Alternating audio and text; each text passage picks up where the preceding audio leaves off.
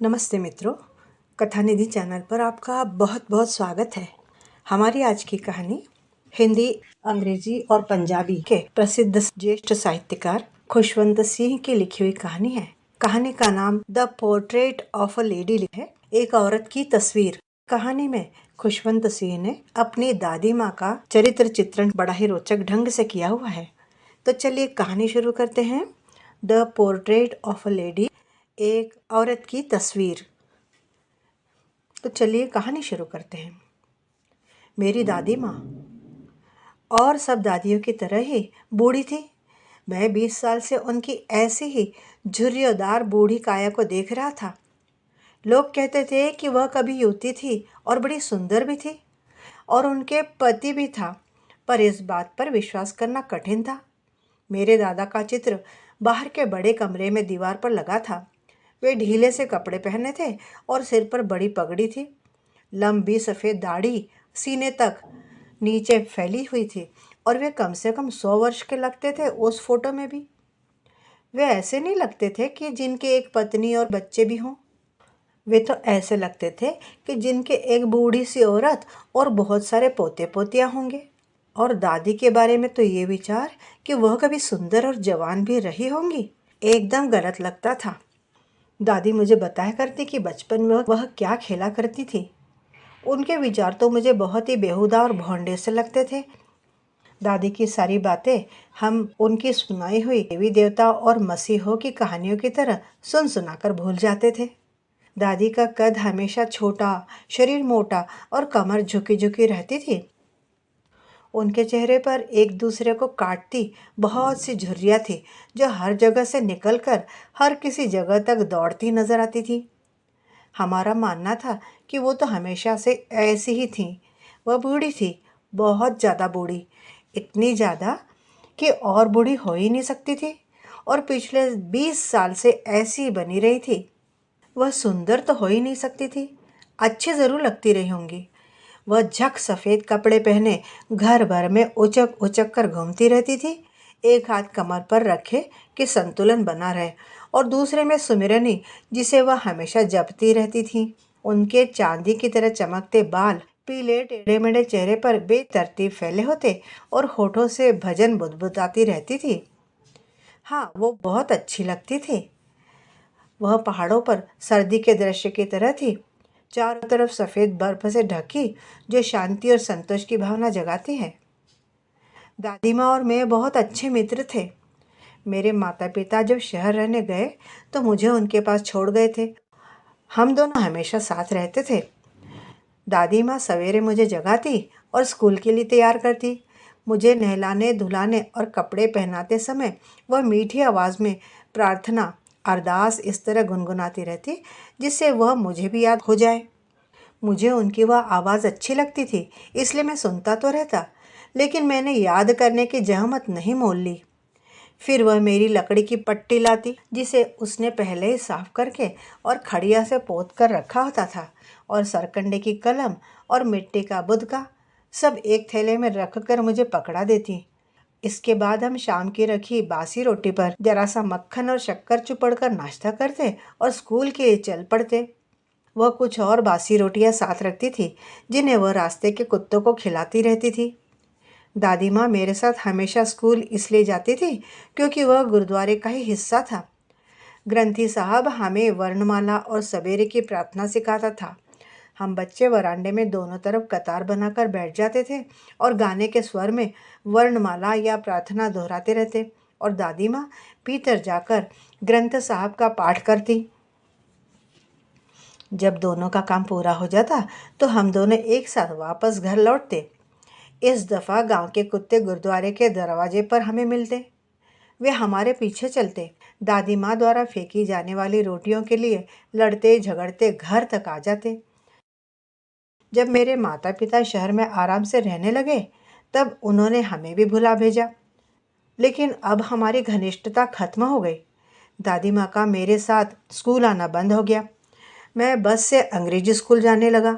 यहाँ सड़कों पर कुत्ते नहीं होते थे, इसलिए दादी माँ ने घर के आंगन में पक्षियों को चुग्गा डालना शुरू कर दिया।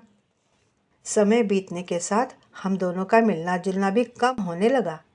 कुछ दिन तक तो वह मुझे सवेरे जगाकर स्कूल जाने के लिए तैयार करती रही।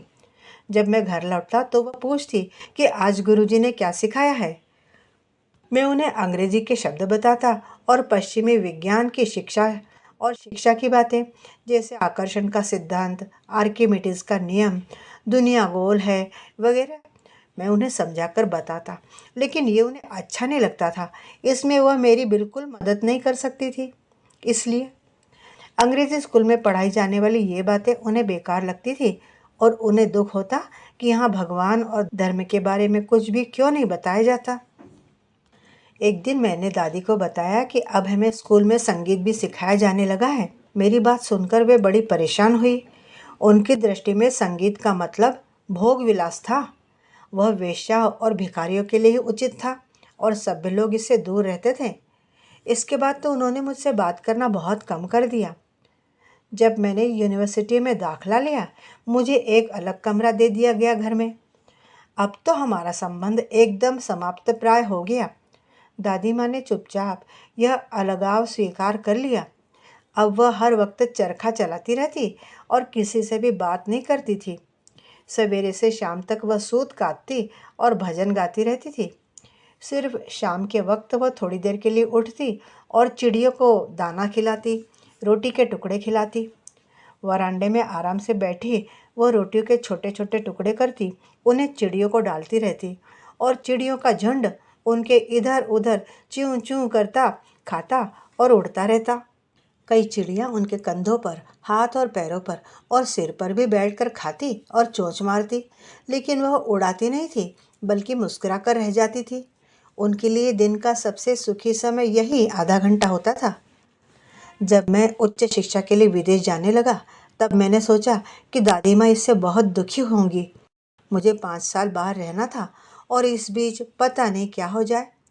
लेकिन दादी माँ ज्यों की त्यों रही। उन्होंने कोई दुख नहीं प्रकट किया। वे स्टेशन छोड़ने आई मुझे और धीरे धीरे प्रार्थना करती रही। उनके हाथ में माला थी जिसे वह चुपचाप जपती रही। उन्होंने मेरा माथा चूमा और जब मैं चलने लगा तो मुझे लगा कि उनका यह चुंबन मेरे लिए कितना कीमती है। लेकिन मैं जो सोचता था वह नहीं हुआ। 5 साल बाद जब मैं वापस लौटा तो दादी मुझे लेने के लिए स्टेशन आई। वे उतनी ही बूढ़ी लग रही थी जितनी मेरे जाने के दिन थी, उससे एक दिन भी ज़्यादा नहीं। मैं जब उनसे मिला तो उन्होंने मुझे कुछ कहा नहीं, बस अपने बाहों में मुझे भर लिया।